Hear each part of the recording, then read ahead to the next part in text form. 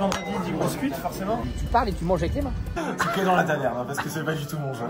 Fais-tu pizza, vin blanc. Fais-tu pizza, vin blanc. Dis partage. Heureusement que la voiture connaît le chemin. Hein. Bonjour Baptiste, aujourd'hui on est à Cagnes-sur-Mer, on va visiter une nouvelle cave à vin. En ce moment on est très cave à vin, l'été, les apéros, donc on essaye de vous en montrer.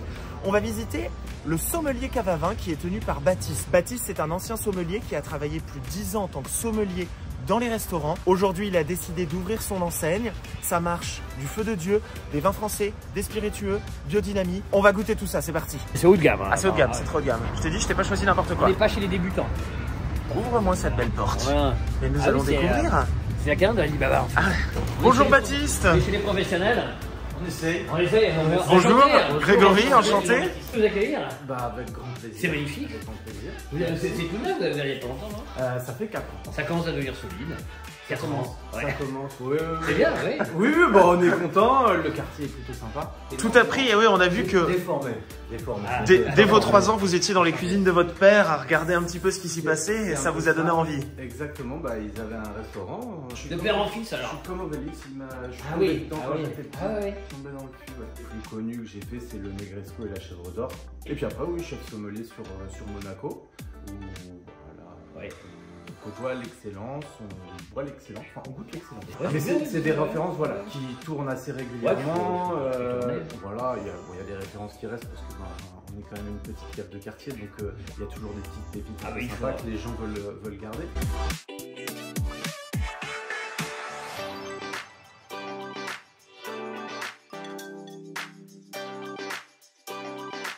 Alors déjà, nous, c'est d'avoir que des vins qui ne sont pas en grande distribution. Bah oui, voilà, c'est aussi, en fait, ce qu'on ne sait pas, c'est qu'il y a beaucoup de vignerons qui ne veulent pas être en grande distribution. Oui. Comme je dis, moi, tout ce qu'il y a à la cave est goûté. J'achète pas si c'est pas goûté. En fait, on a ce qu'on appelle des vins en allocation. C'est que des vignerons ont une toute petite production et forcément ne peuvent pas en donner à tout le monde. Eh oui. Alors, je vais vous faire pas que du vin.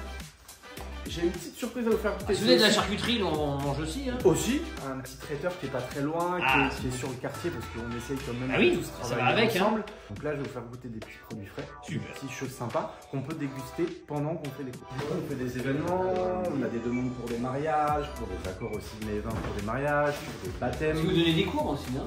Alors, la table sert à ça en fait. Ça va bien marcher, les groupes en entreprise. C'est ça. Ça fait une activité ludique, sympa, ça rassemble. C'est pas forcément ce qu'on aurait l'habitude de goûter. Génial. On va partir sur un gamay et aussi sur une bière millésime.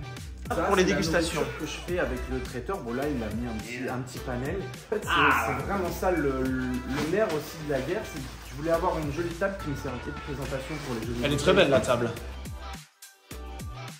Saladière parce qu'on est quand même sur la région. Bien sûr. Saucisson brioché façon lyonnaise. Un traiteur qui fait ça qui est pas très loin qui s'appelle La Fabrique à Croque. D'accord. Qui est génial, tout est fait maison. Là une petite salade. Là il me fait ses petits buns en fait. Plutôt végétarien. Ne serait-ce que pour moi qui ne mange pas de viande, moi j'adore les apéritifs, mais par contre je suis content quand on me... Ça on met le nez dedans. C'est une aussi, je sais pas si vous connaissez. Non. Alors, mangez pas de viande. Non, il y en a un qui mange de la viande. Ah monsieur. On va être sur la maison romane qui nous fait une bière mais fait avec du mou de raisin. Un goût de bière aussi qui est un peu présent. Ce goût de bière et ce goût de raisin mélangé tout en étant sucré. Quand je finissais mon verre, il y avait un petit goût de reviens-y. Et à chaque fois, il m'a dit j'ai fini mon verre, mais je m'en resservais. Et finalement, la bouteille. C'est prenant, hein. Les croques dedans. Oui, voilà. Ah bon? Mais j'aurais pas osé, hein. Oui, il y a du feu. Mais oui, faites-moi. C'est un bon saucisson brioché, madame. Ah, bien sûr. Oh, vous pouvez même le manger en entier, hein. Non, c'est bien comme ça. Allez, ils le font à côté d'ailleurs. Je sais, mais. Ça se discute pas les accords. Alors le saucisson, donc il paraît que c'est un petit peu la pépite de... C'est un peu la pépite du Béal. Le paquet très saucisson en plus. C'est excellent, hein. Très bon. C'est Pierre Michelin qui est Blanc public.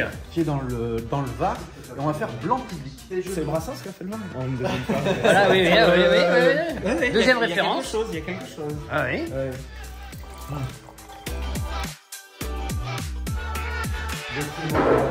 C'est des cuvées un peu exceptionnelles. Par exemple, ces deux-là, j'ai eu 6 bouteilles de chaque. Dans la vitrine aussi, il y a des vins que j'ai la chance d'avoir et que tout le monde n'a pas, même tous les cavistes n'ont pas accès. Après, on va avoir en fait par région, on va avoir tout ce qui va être les blancs, généralement plus les blancs en fait ici du sud. Ceux qu'on va trouver un peu moins avec l'Alsace, le Jura, la Savoie. Là, on va avoir la Bourgogne. Et ici, on va avoir tout ce qui va être plus de la Loire, un petit peu de Bordeaux aussi. D'accord, oui. Okay. Et des choses assez sympas.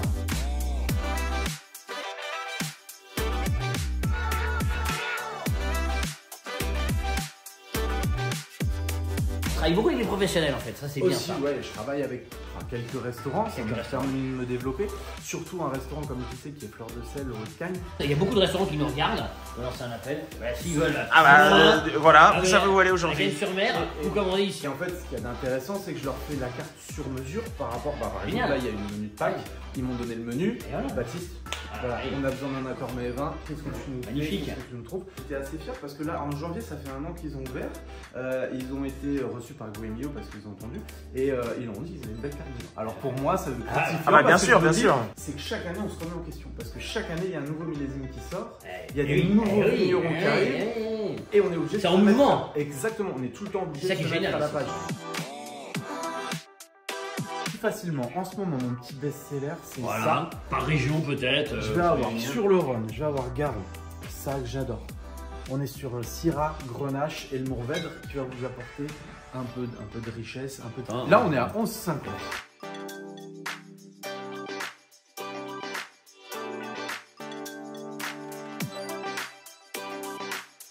Vinocéros, d'accord. Jeu de mots. Je suis livré directement par le vigneron. Je l'ai connu. Comment? C'était tout bête. Il y avait un salon qui s'organisait là et son copain habite juste à côté. Et il est venu tout me faire goûter. J'aime bien l'étiquette. Quand on le voit, c'est ah oui, joli. Oh là là, la couleur. Ah, c'est grenadine. Exactement. Et ça, c'est des vins pour l'été. Ça, c'est des vins à boire frais. Et le Magnum, le Magnum s'appelle Gros Port. C'est ça, ouais, ça. Après, qui vient de rentrer, qui n'est pas best-seller, que j'ai eu du mal à avoir, c'est Petit Roi. Alors là, en fait, ce qu'il faut savoir, c'est que c'est un Japonais qui fait ces petits vins-là. Enfin, ces petits vins. C'est un drôle de nom, Petit Roi. Surtout ROY. Est-ce que c'est lui s'appelle Roi? C'est mon nom de famille, ROY. Et ben j'en ai une deuxième. C'est un Japonais qui s'appelle Elodie Roi. Oh. Là, c'est vraiment la petite sélection des vins petit budget à moins de 10 €. Alors, ce qui marche beaucoup, voilà, c'est Bistrologie de Jeff Carrel en blanc et en rouge. L'étiquette plaît beaucoup. Alors, c'est plutôt des vins du sud quand même, parce que Jeff Carrel est plutôt dans le sud. Elodie Roi. Elodie Roi. Ça, c'est vraiment le vin préféré de ma femme. Ce que j'allais dire, ce que les gens n'osent pas aller, c'est sur des muscadets, parce que muscadet, c'est un peu mauvaise réputation. Ah bah oui, oui. Ça, depuis, ça fait 2 ans, je fais découvrir le muscadet pour Noël beaucoup aux gens. Et en fait, maintenant, j'en vends toute l'année. Or, c'est que là, le meilleur vigneron qui a été élu cette année, c'est Brettonneau. Et qui fait du muscadet. La petite étiquette a fait, on voit les petits points orange. En fait, c'est des raisins qui sont un petit peu surnaturés. Donc, qui va nous apporter une touche d'un peu sucré, d'un peu côté un petit peu exotique. J'ai le domaine du Grand Castellet avec la cuvée Violon. On est dans les Alpilles en 100% chardonnay. Ça vaut 10 balles. Je vais avoir un efficace de Douglas. Ça c'est ma cuvée. Alors, je vais être un peu au départ médisant, mais on m'a réconcilié parce que moi le Cabernet Franc, j'avais énormément de mal parce que ça faisait un côté un peu terreux, et j'ai un super copain à moi qui m'a fait découvrir Diablesse. C'est très très bon, j'en ai goûté un juste avant, c'est excellent, franchement c'est excellent. Bon, Jean-Baptiste, t'as décidé de faire ta petite sélection. Il faut faire sélection. Toujours. Voilà. Le petit chardonnay, ça tente ou pas? Oui. On part sur combien de bouteilles, Jean-Baptiste? C'est plutôt le prix. Ouais. Le but, on peut dire, peut-être, je sais pas, peut-être. Ouais, 600-700 balles, tranquille, un petit budget pour le week-end. Oui, mais il va boire en conduisant. Oui, je vais boire au volant. Oui, mais tu sais que t'as le droit de boire au volant. Ouais. T'as le droit de boire un peu vert. Et alors, c'est pas où on va jamais parce que c'est un parti un peu en désuétude, ça m'a ligoté. Ça fait 2 ans, j'aime beaucoup. Alors là, on est sur le château des Bormettes, juste en face des îles de Porquerolles. Et ce que j'aime beaucoup en fait avec ces domaines, c'est qu'ils écoutent beaucoup les clients, donc ils nous écoutent beaucoup de nous, en sachant qu'est-ce qui va pas cette année, qu'est-ce qui est pas bien, et le vigneron écoute vraiment, il écoute les retours qu'on lui fait. Parce que alors on a du Sauvignon, ça c'est connu, mais après le Mosaque Rose et le Loin de l'œil, c'est des cépages en fait qui sont vraiment autochtones. Le français est chauvin de base parce que pour nous on fait les meilleurs vins du monde, ce qui est presque vrai. Ça c'est excellent, ça je t'en prends 3-4. Je suis très content. En fait, la maison Tomsbro, je l'ai découvert pendant un voyage en Belgique. Non, je suis caviste et je suis sommelier, donc dès qu'il y a une cave à aller voir qui est un peu jolie, je mets... Elle fait les magasins. Ben, moi, c'est mes magasins à moi. Quand tu vas dans une cave à vin, qu'est-ce que tu fais, Jean-Baptiste? Je repars avec du vin, forcément. Beaucoup. Tu fais vivre les agriculteurs français. Boire un canon, c'est sauver un vigneron.